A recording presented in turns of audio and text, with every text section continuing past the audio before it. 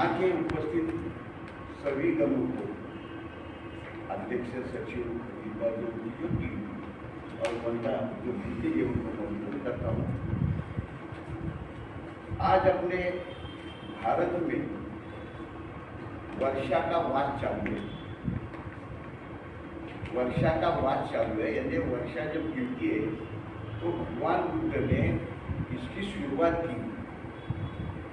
इसी का कारण ये है कि अपने जो किसान थे उनके खेती का कोई भी चीज का हानि ना पहुंचे और आने वाले फसल को अच्छी तरह उगने दे और भंते के शारीरिक दृष्टि से उन्हें हानि ना पहुंचे। उस समय भंते जी 10-10 हजार, 20-20 हजार, 60-60 हजार, 5-5 हजार रुपये दाना निकल जाता था। तो भंते जी वर्षा में भीग जाते थे। उनके पास दिन में 2 या 1 चीवर रहता था, वो एक दिन में नहीं सूखता था, इसीलिए उनको चर्म रोग हो जाता था। वो एक कारण। और उस समय खेती न होने से कुछ भंतों का भोजन की व्यवस्था नहीं कर सकते थे किसान।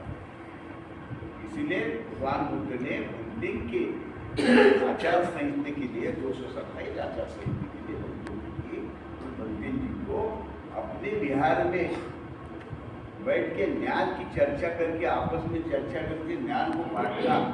आपस में भगवान बुद्ध के जो भंते संत थे चर्चा करते थे कि आपने को इस पूर्णिमा का क्या बोलना है, इस पूर्णिमा के दिन क्या आपने को लेना है। अब गर्भ जब भगवान बुद्ध का माता को गर्भ धारण था आषाढ़ी पूर्णिमा, तो उस दिन का वो ज्ञान उनको देना है। इस प्रकार से भगवान बुद्ध के जो भक्ते हैं उन्होंने ज्ञान बांटने का काम किया। ये भगवान बुद्ध का जो धर्म है किसी अंधश्रद्धा है, किसी को तो निर्भर नहीं है, ये ज्ञान का विज्ञान का है। मुख को बोलते ना, मुख से जो निकलने वाला वाणी है वो भगवान बुद्ध की वाणी रहती है। आपने वाणी जब बोलते हैं तो सामने बैठे हुए उपासकों को वाणी सुनने की इच्छा हो। आपके वाणी के अंदर समता, संयमता और विनय ये सब चीज आना चाहिए। जब भगवान बुद्ध ने अपने धर्म को स्वीकारा तो सबसे पहले 5 ग्रंथों को विशुद्धि मार्ग दिखाया। विचारों को शुद्ध करना, विकारों को दूर करना, उसको कहते हैं विशुद्धि। तो भगवान बुद्ध ने त्रिसर और पंचशील के माध्यम से उसकी पहले धर्म की रचना की। पहले धर्म की रचना इस तरह से की कि मैं बुद्धि को शरण जाता हूँ, मैं किसी मानव को शरण नहीं जाता हूँ, तो उसके रहे हुए बुद्धि को मैं शरण जाता हूँ। उसको बोलते बुद्धं शरणं गच्छामि। इसी तरह जो भी व्यक्ति बुद्धिवान है उनके नाक से उनके अंगुली मार अरणपद पे गए, उनके आनंद अरणपद पे गए नहीं क्योंकि उनके पास क्रोध था। वो भगवान बुद्ध के शिष्य थे, बिल्कुल करीब के थे, लेकिन वो अरणपद लिए नहीं उन्होंने, उनके पास क्षमता नहीं थी। गुस्सा करते थे, डायरेक्ट कोई उपासक आता था तो उधर खड़ा हो जाओ, आने का नहीं। वो विषमता, उनके पास क्षमता नहीं। धम्मं शरणं गच्छामि, मैं अपने नीति को, मेरी नीति क्या है इसको मैं शरण जाता हूँ। ये जो अपन बैठे संघ, फिर तीसरा आया कि मैं संघ को शरण जाता हूँ। बुद्धं शरणं गच्छामि, शॉर्टकट ले रहा हूँ। तो इसी तरह से ये 3 नीति अपन पढ़ेंगे, बुद्धं शरणं गच्छामि, धम्मं शरणं गच्छामि, संघं शरणं। इसी से अपना बुद्ध धर्म का निर्मित हो गई।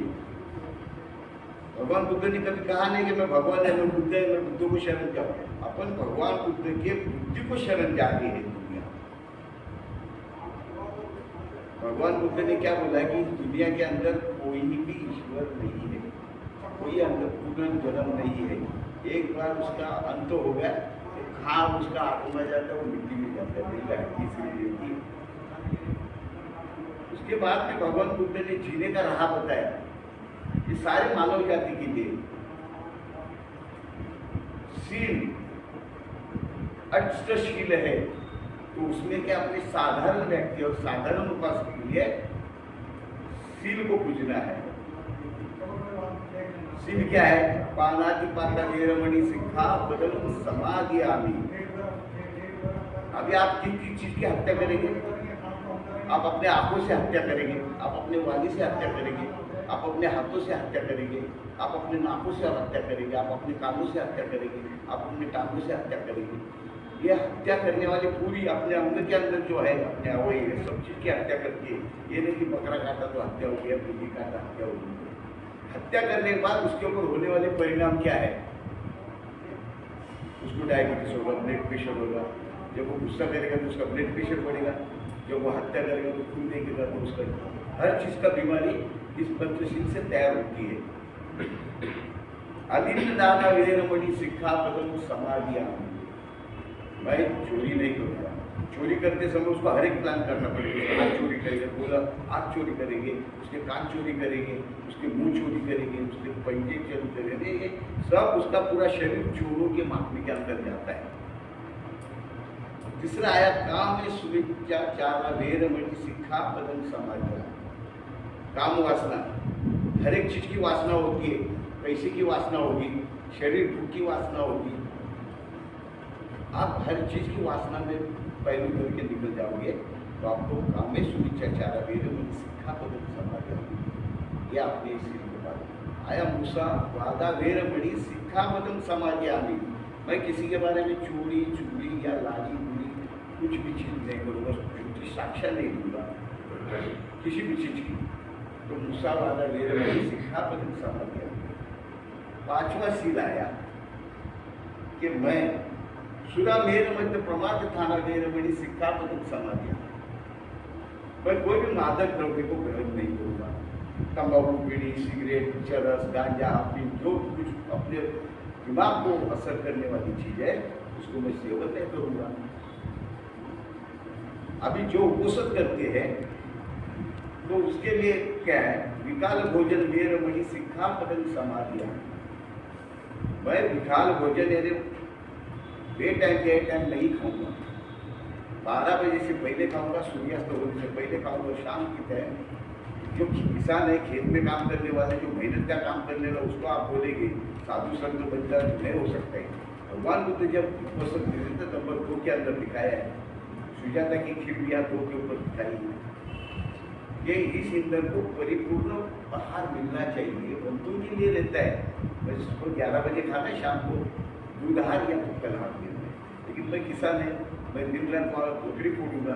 मेरा जो एलर्जी है खत्म होने के लिए, उसको पुनर्जीवन करने के लिए मुझे आहार की बहुत आवश्यकता है। तो विकाल भोजन वीरमणि सिक्खापदं समादयामि। उच्च स्नाय वीरमणि सिक्खापदं। मैं अच्छे आसनों पर सोऊंगा, वो बंधन के लिए मैं जमीन पे ही सोऊंगा। और 8वां शील है नृत्य गंध वीरमणि। मैं नाच गाना और इससे मैं अलिप्त करूँगा। तो ये जो 8 शील है, ये 8 शील भगवान बुद्ध ने किए हुए। इसके अंदर के साधे उपासक के लिए पंचशीली पालन करना बहुत आवश्यक है। और विशुद्धि से ही अपना जो बौद्ध धर्म आधारित है या सद्धर्म और अधर्म, जो मुझे नजर से दिखती है, ये मूर्ति है तो इसको सद्धर्म कहा जाता है। तो मुझे नजर से कुछ नहीं दिखता, इसी के ऊपर ये धर्म है। कोई विज्ञानवादी धर्म है। आपने जब भी कोई प्रवचन मालिका करते हैं तो सामने वाला मोहमोहित होना चाहिए, सुनना चाहिए, और वो प्रवचन का आपको 10 आदमी को इफेक्ट होना चाहिए। आज जो मैं भगवान थोड़ी सी कथा करूँगा, थोड़ी सी, एकदम थोड़ी सी। वो क्या होता है, एक लकड़ी तोड़ने वाला रहता है, लकड़ी तोड़ने वाला रहता है, वो लकड़ी तोड़ने वाला